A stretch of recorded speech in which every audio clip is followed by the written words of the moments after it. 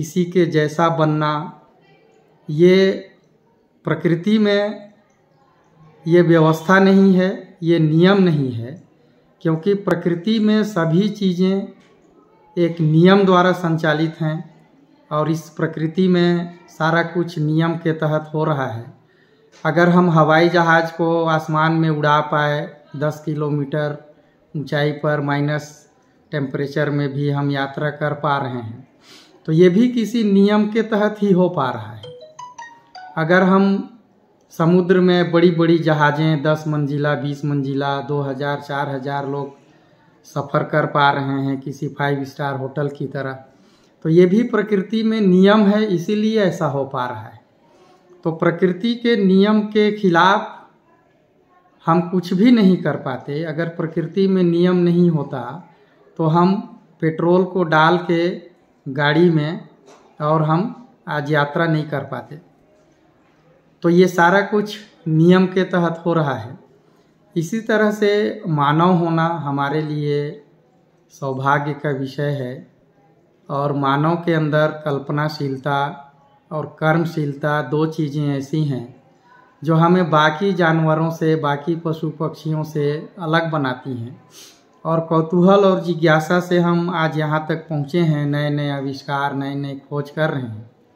बस धरती में संसाधन पर्याप्त है, धरती पर्याप्त है, लेकिन किसी एक आदमी के लालच के लिए कई धरती भी कम पड़ेगी। तो हम बिना शोषण के साम्राज्य स्थापित नहीं कर सकते हैं। और इतिहास के पन्ने में अगर देखें तो कितने ही ऐसे शासक हुए, कितने ही ऐसे शोषक हुए, कितने ही ऐसे तानाशाह हुए जिनका आज कोई नाम लेने वाला नहीं है।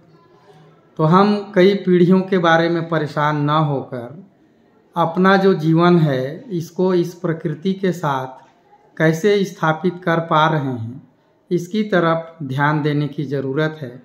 और नए साल में पहले दिन से ही हम सिर्फ ध्यानपूर्वक अपने अंदर झांक कर देखें कि हम अभी तक कहाँ पहुँचे हैं और हमें अभी तक कहाँ जाना है। बाहरी भौतिक वस्तुओं के आधार पर हम अपना मूल्यांकन कर बैठते हैं या दूसरों से तुलना करते हैं और भगदड़ मचे हुए समाज में हम एक दूसरे की तुलना करके अपने आप को ऊंचा या नीचा साबित करते हैं। हर मनुष्य, धरती में 700 करोड़ मनुष्य हैं, सभी की चाहत एक है, सभी लोग चाहत में एक हैं और सभी सुखी ही होना चाहते हैं, सभी सम्मानपूर्वक जीना चाहते हैं।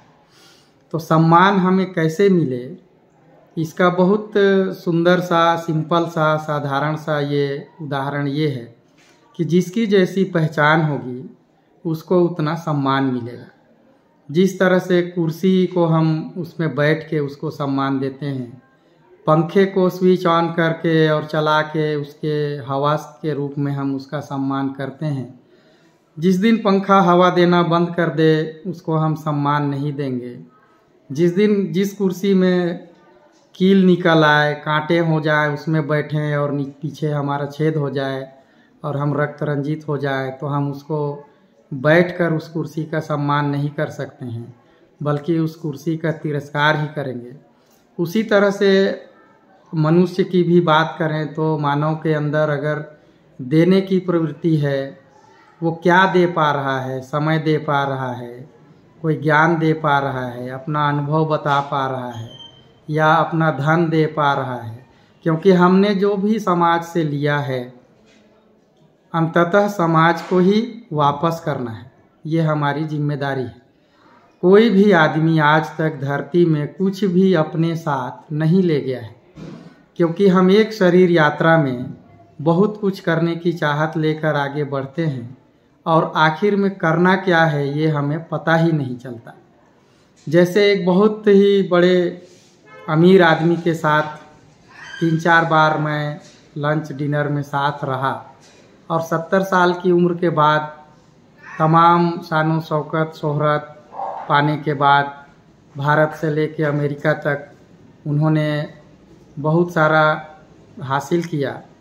कई हवाई जहाज़ उन्होंने खरीदे, अपना हवाई जहाज़ बनाया, उनका अपना रनवे है।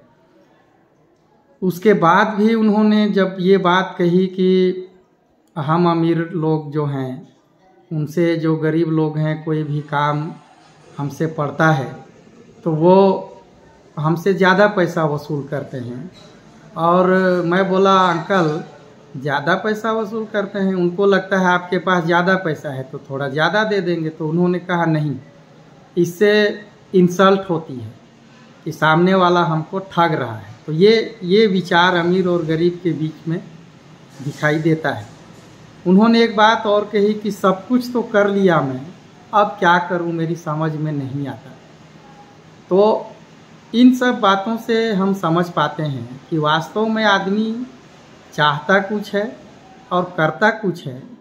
तो हम ऐसी चीज़ की चाहत करें जिसको पाने के बाद हमको और कुछ पाने की ज़रूरत महसूस ना हो, जिसे हम संतृप्त अवस्था कहते हैं। जिस तरह से ये धरती पूरे ब्रह्मांड में संपृक्त है, उसी तरह से हम सब भी संतृप्त हो जाएं अगर, तो इसकी तलाश में रहें और ये बहुत आसानी से हमको मिल सकता है। इसके लिए सिर्फ और सिर्फ सारा उत्तर प्रकृति में है, ना किसी किताब में है, न किसी शास्त्र में है, ना किसी ग्रंथ में है, ना किसी स्थान पर है, बल्कि हमारा जो अध्ययन का केंद्र है वो समूचा ब्रह्मांड है, पूरी पृथ्वी है। ब्रह्मांड के बहुत सारे हिस्से के बारे में हमको आज भी पता नहीं है, हम सिर्फ बहुत थोड़ा सा ही हिस्सा जान पाए हैं। तो ब्रह्मांड को जानने के साथ साथ, प्रकृति को समझने के साथ साथ ही हम अपने आप को समझ सकते हैं। तो नया साल आपका शुभ हो, मंगलमय हो, इस कामना के साथ कि नए साल में किन्हीं विषयों पर, किन्हीं मुद्दों पर अगर आपको लगता है कि हम बातचीत को जारी रखें तो आप ज़रूर कमेंट कीजिए और मेरी बातों को शेयर कीजिए, चैनल को सब्सक्राइब कीजिए ताकि हम आगे और बातचीत कर सकें। और आपके सुझाव, आपके विचार भी आमंत्रित हैं। और मैं ये बातें अपनी समझ के आधार पे कह रहा हूँ, ऐसा नहीं है कि मैं पूरी तरह से इन विचारों में जी पा रहा हूँ, बल्कि समझ में कुछ कुछ ऐसा ही आ रहा है और जीने का प्रयास जारी है। आप सभी का आशीर्वाद, आप सभी का साथ, आप सभी का स्नेह ऐसे ही बना रहे। नमस्कार।